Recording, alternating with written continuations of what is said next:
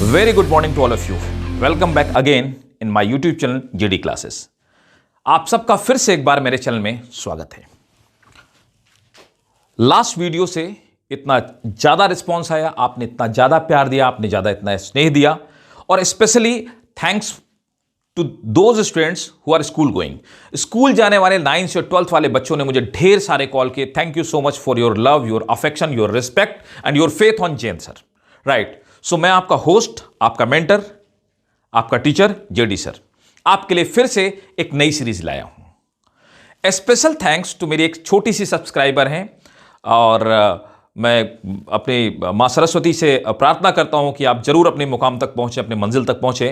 राखी ने मुझे एक मैसेज किया और उसने मुझे कहा कि सर मेरे पेरेंट्स तो डॉक्टर हैं और वो मुझे गाइड कर सकते हैं, लेकिन उनका क्या, जिनके पेरेंट्स इलिटरेट हैं, वो बच्चे आगे बढ़ना चाहते हैं या जिनके पास नॉलेज नहीं है। This thought penetrated deeply inside me, और मैंने डिसाइड किया कि मैं उन सभी बच्चों के लिए, या वो सब बच्चे जो मुखर्जी नगर तक नहीं आ सकते, दिल्ली तक नहीं आ सकते, आईएएस के लिए गाइडेंस उनके घर तक, आपके मोबाइल स्क्रीन तक लेकर के आऊंगा। इसी डेडिकेशन और इसी विल पावर के साथ में आप मुझे मोटिवेट कीजिए। अगर आपने अभी तक चैनल सब्सक्राइब नहीं किया, सब्सक्राइब कीजिए, लाइक कीजिए, और उन बच्चों तक पहुंचे जिनको सच में इसकी जरूरत है।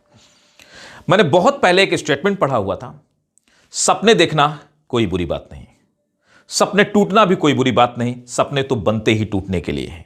लेकिन बुरी बात क्या है, सपने टूटने के डर से सपने ना देखना। तो सपने देखते रहिए, बड़े देखिए, ड्रीम बिग, और उनको सफल करने के लिए प्रयास करते रहिए और फाइट करते रहिए। सो आइए इसके साथ में let's fight for UPSC preparation. तो आइए तैयारी के बारे में बात करते हैं, टाइम ना वेस्ट करते हुए अब हम प्रोसेस के बारे में बात करते हैं। प्रोसेस ये है कि ये मैं एक नई सीरीज लेकर के आया हूं वीडियो की। ये यूपीएससी की प्रेप सीरीज है।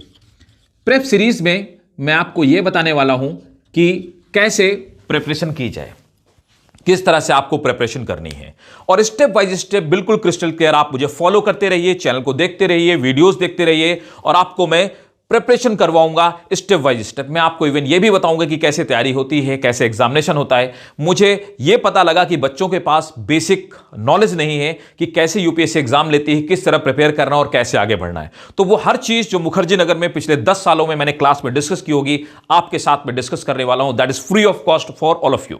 देखिए, तो यहां पर प्रेप सीरीज में सबसे पहले मैं आपको यह बताने वाला हूं कि इसके लिए एलिजिबिलिटी क्या होती है। Right, so complete knowledge of exam pattern. तो सबसे पहले मैं आपके साथ डिस्कस करूंगा एग्जाम का पैटर्न क्या है। 1 by 1 वीडियो के थ्रू मैं आपको डिस्कस करूंगा एग्जाम का पैटर्न क्या है, किस तरह से यूपीएससी अपने एग्जामिनेशन को कंडक्ट करवा देती है, और कैसे कैसे कितने स्टेप्स में कंडक्ट कराती है, कितने मार्क्स का एग्जाम होता है, और उसके लिए क्या एलिजिबिलिटी होनी चाहिए।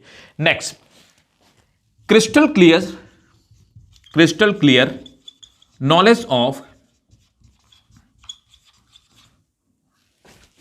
Crystal clear knowledge of the syllabus, कि कैसे सिलेबस कैसे कैसे क्या होता है, कौन कौन से क्वेश्चन पूछे जाते हैं, क्या क्या आता है और कैसे आता है, किस पेपर में क्या पूछा जाता है, उसकी वैल्यू कितनी होती है, मार्क्स कितने होते हैं, और आपको कैसे प्रिपेयर करना चाहिए, कौन कौन सी बुक आपको रिफर करनी है। इन सब चीजों की मैं यहां पे आपसे डिस्कशन करूंगा कि एग्जाम का पैटर्न क्या है, पहला। दूसरा, उसके लिए किस किस से कौन कौन सी बुक्स पढ़नी है, कौन कौन सी मैगजीन्स रिफर करनी है, ये सब चीजें मैं यहां पे आपको डिस्कस करूंगा। तीसरी चीज मैं डिस्कस करूंगा, what should be your strategy for preparation. तो प्रिपरेशन के लिए आपकी स्ट्रेटजी क्या होनी चाहिए, आपको तैयारी कैसे करनी है। जो मेरा अनुभव हो वो मैं शेयर करूंगा कि किस किस तरह से आप पढ़ें तो आप 101% आप सफल हो सकते हैं। ठीक है, नेक्स्ट, चौथा जो मैं पॉइंट आपसे डिस्कस करूंगा, योर करंट अफेयर, कि आप अपने करंट अफेयर को कैसे तैयार करें। मैं आपसे बार बार डिस्कस करूंगा, पूरे वीडियोस में डिस्कस करूंगा कि करंट अफेयर इसकी जान है, जिस पे लोग फोकस नहीं करते हैं और मिस कर देते हैं, और वो यूपीएससी के एग्जाम को मिस कर जाते हैं। राइट, उसमें वो क्लियर नहीं कर पाते। तो क्लियर करने के लिए दोस्तों आपको सबसे ज्यादा जो फोकस करना है वो करंट अफेयर पे।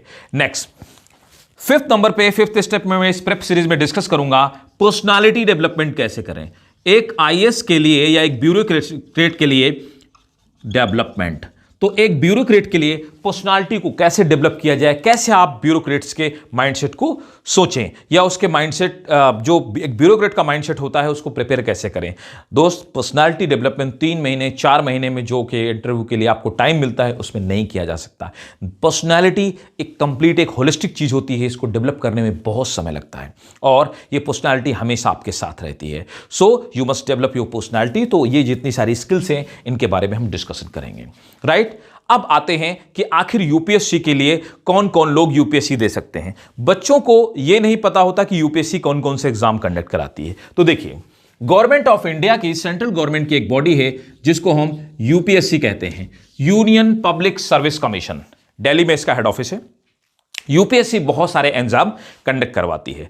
अच्छा, यूपीएससी की पोस्ट, यूपीएससी एक एग्जाम कंडक्ट कराती है जिसे हम यूपीएससी एग्जाम बोलते हैं, सिविल सर्विसेज एग्जामिनेशन बोलते हैं। इस सिविल सर्विसेज एग्जामिनेशन में, ठीक है, तो यूपीएससी एग्जाम कंडक्ट कराती है। यूपीएससी एक बॉडी है, तो ये सिविल सर्विसेज एग्जाम कंडक्ट कराती है। सिविल सर्विसेज एग्जाम में मार्क्स के बेसिस पे एक मेरिट बनाई जाती है और उस मेरिट के बेसिस पे लोगों को आईएएस, जो टॉप बच्चे होते हैं, फिर मतलब Indian administrative service, IFS, Indian Foreign Service, IPS, Indian police service, IRS, Indian revenue services and it's extra. इस तरह से एक सीक्वेंस है और यह सीक्वेंस मेरिट के बेसिस पे डिस्ट्रीब्यूट किया जाता है, आपकी चॉइस के बेसिस पे नहीं।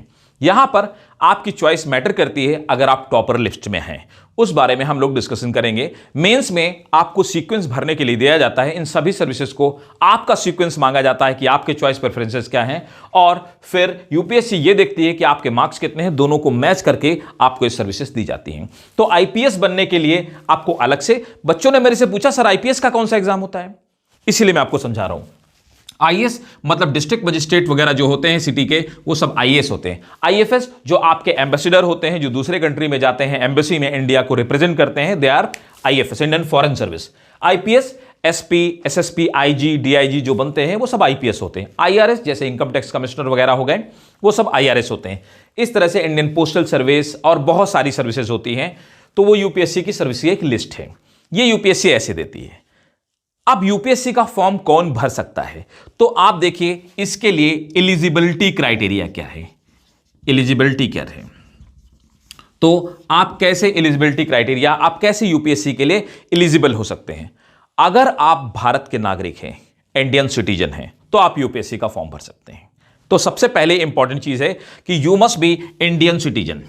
अच्छा, यहां पर एक और बात है, गवर्नमेंट ऑफ इंडिया यह कहती है कि अगर आप तिब्बत और नेपाल से आए हुए रिफ्यूजी हैं तो भी आप सिविल सर्विसेज का एग्जाम दे सकते हैं, लेकिन यहां पर आपको 2 पोस्ट नहीं दी जाएंगी, आईएएस और आईपीएस की पोस्ट के अलावा बाकी कोई भी पोस्ट दी जा सकती है। लेकिन आप नेपाल और जो तिब्बत से आए हुए हमारे रिफ्यूजीज हैं वो लोग भी इस एग्जामिनेशन को दे सकते हैं।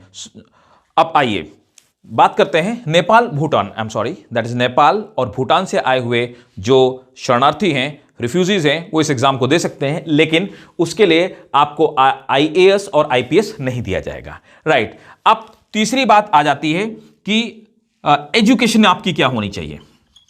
एजुकेशन, आप किसी भी रिकॉग्नाइज्ड यूनिवर्सिटी से, जिसको गवर्नमेंट ऑफ इंडिया रिकॉग्नाइज करती है, अगर आप ग्रेजुएट हैं, इससे कोई फर्क नहीं पड़ता कि आपने संस्कृत में ग्रेजुएट किया हुआ है या फिजिक्स में एमएससी की हुई है या बायोलॉजी में पीएचडी किया हुआ है, आप किसी भी स्ट्रीम से अगर आप ग्रेजुएट हैं और गवर्नमेंट ऑफ इंडिया उस यूनिवर्सिटी को रिकॉग्नाइज करती है तो आप एग्जामिनेशन दे सकते हैं। उसके बाद अब एज लिमिट क्या होती है, देखिए मिनिमम एज लिमिट किसी के लिए भी निर्धारित की गई है, दैट इज 21 ईयर। आप अगर 21 साल के हैं तो आप दे सकते हैं, लेकिन ये क्राइटेरिया अलग अलग है इंडिया में कैटेगरी के लिए।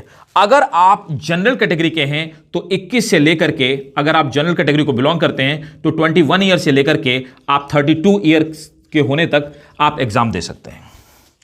अगर आप ओबीसी कैटेगरी को बिलोंग करते हैं तो आप 35 ईयर तक एग्जाम दे सकते हैं, right, that is 35 year, right.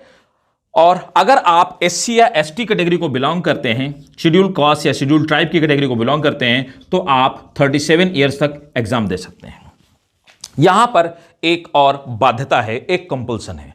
अगर आप जनरल कैटेगरी को बिलोंग करते हैं तो आपके इस 21 से 32 साल तक, मतलब 32 ईयर तक, 21 से 32 ईयर तक के बीच में आप सिर्फ 6 अटेम्प्ट दे सकते हैं। इस बीच में कभी भी आप ये 6 अटेम्प्ट दे सकते हैं, लगातार भी दे सकते हैं, ब्रेक लेकर के भी दे सकते हैं। अगर आप ओबीसी कैटेगरी को बिलोंग करते हैं तो अटेम्प्ट आपके 9 अटेम्प्ट होंगे। अगर यहां पर आप एससी या एसटी कैटेगरी को बिलोंग करते हैं तो यहां पर अटेम्प्ट्स की कोई लिमिट नहीं होगी, नो लिमिट। इसके बीच में, इस एज ग्रुप के बीच में आप जितने भी अटेम्प्ट देना चाहें वो अटेम्प्ट दे सकते हैं। तो ये, और अगर आप कोई ऐसा बंदा है जो डिफेंस से है और डिसेबल है, उसके लिए जो एज लिमिट है वो एज लिमिट 21 टू 40 ईयर है। सो डिफेंस पर्सन के लिए जो डिसेबल्ड हैं उनके लिए 21 टू 40 अलग से रखी गई है, राइट। सो अगर आप इस क्राइटेरिया को फॉलो करते हैं सो आप क्या कर सकते हैं, यूपीएससी के एग्जाम को दे सकते हैं, राइट। अगले वीडियो में मैं आपको यह बताने वाला हूं कि कैसे प्रिपरेशन की जाए, एग्जाम कैसे होता है, एग्जाम पैटर्न कैसा होता है, उसमें प्रीलिम्स के लिए, मेंस के लिए, इंटरव्यू के लिए, इन सब चीजों को मैं डिस्कशन करने वाला हूं, राइट। सो अगर आपको ये वीडियो अच्छा लगा हो तो लाइक कीजिए, शेयर कीजिए, सब्सक्राइब कीजिए, और हां, वीडियो को लगातार देखते रहिए। अब ये वीडियो सीक्वेंशियल है, 1 बाय 1 आप वीडियो देखते जाएंगे, आपको पूरी प्रोसेस की मैं कंप्लीट इंफॉर्मेशन दूंगा। उसके बाद जो लोग ऑलरेडी प्रिपरेशन कर रहे हैं उन लोगों के लिए साइंस टेक एनवायरमेंट इकोलॉजी का मैं अलग से वीडियो लेकर के आ रहा हूं, और जो बच्चे क्लास 9 से क्लास 12 तक के हैं, या फिर वो बच्चे जो कि ग्रेजुएशन में हैं, उन्होंने प्रिपरेशन नहीं स्टार्ट की, उनके लिए बहुत हेल्पफुल वीडियो होगा। Please stay tuned with JD classes और आप मेरे साथ बने रहिए। Thank you ladies and gentleman watching me.